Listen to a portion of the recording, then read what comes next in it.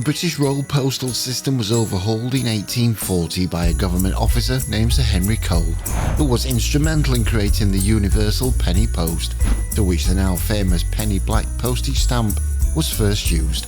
Cole's first printed Christmas card was made by Royal Academy member and artist-illustrator John Calcott Horsley.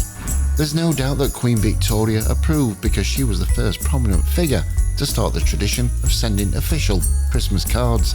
Many cards included amusing cartoons or scenes from ordinary life that had nothing to do with Christmas.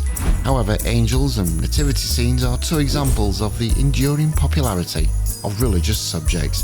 From a Falstaffian character to a cheerful older man with blue trousers and a crown of holly, and finally to his distinctive red suit with white fur trim, Father Christmas has undergone several transformations throughout his popularity on Christmas cards.